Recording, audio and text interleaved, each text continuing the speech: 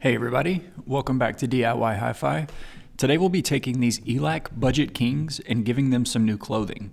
These speakers sound great and it's time we make them look the part. Working on entry-level things can be really difficult, but these were a breeze.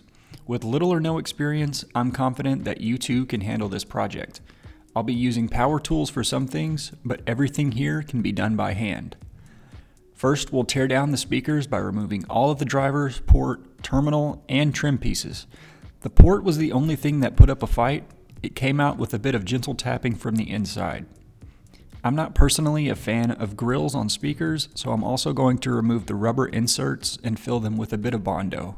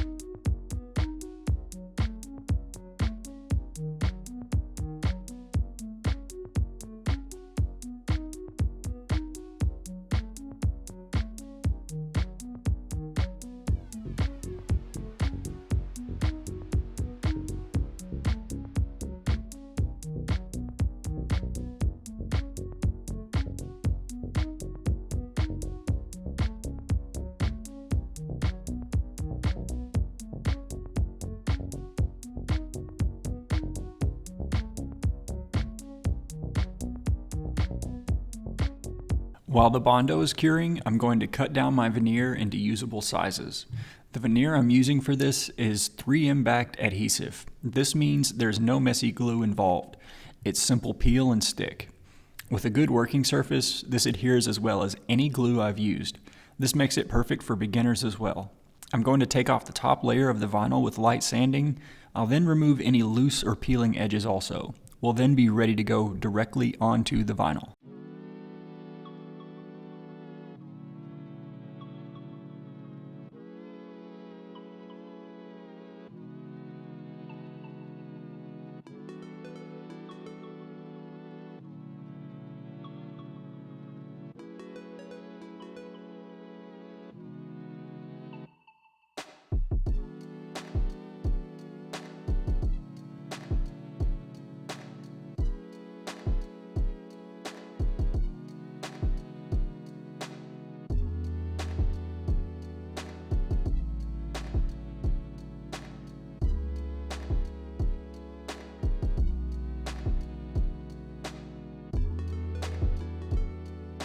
You'll see that I'm using a trim router to remove the excess.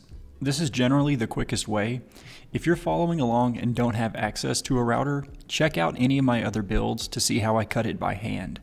It is a bit slower, but I've done much larger projects by hand with good results.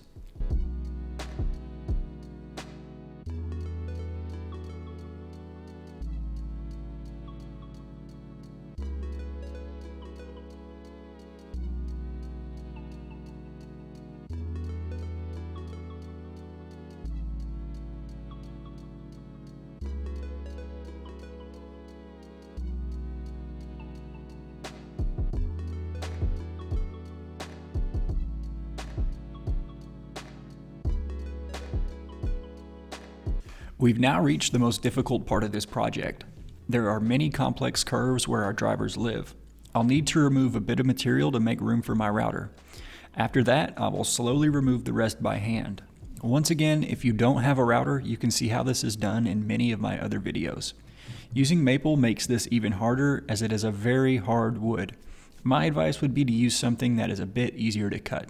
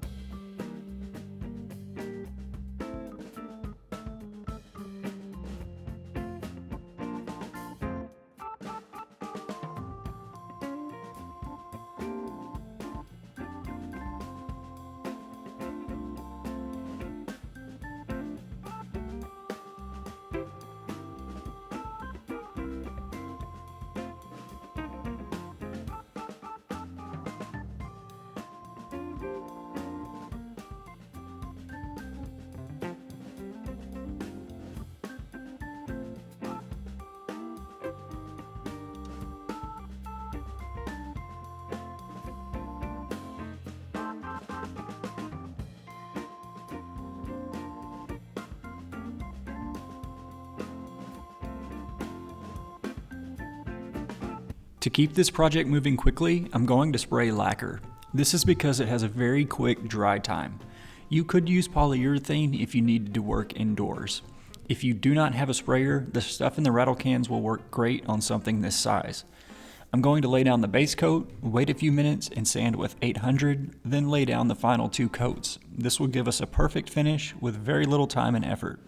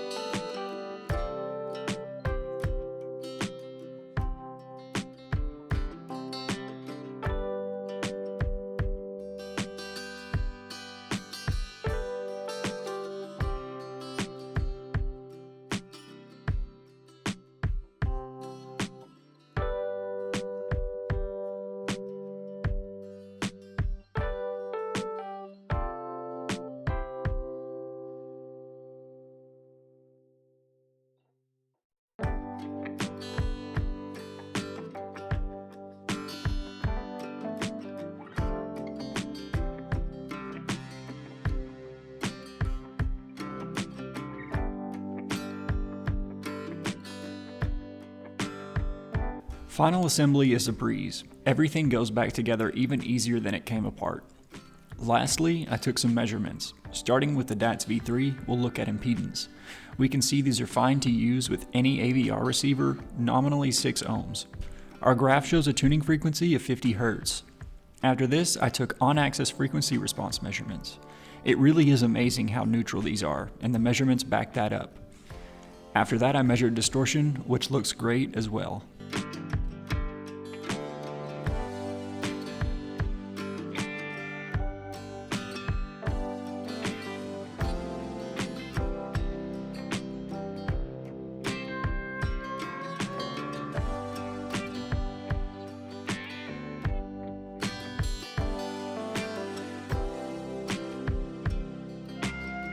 With the performance these achieve and the sub $400 price point, I feel they more than justify this type of project. I'm really happy with how these turned out, and with this being a one-day project, I can wire them back up and continue enjoying them. If you've watched this far, I really appreciate it. Please consider subscribing if you like DIY audio. That is all we do on this channel. I've got a really cool high-end coaxial build coming up next, and you don't want to miss it.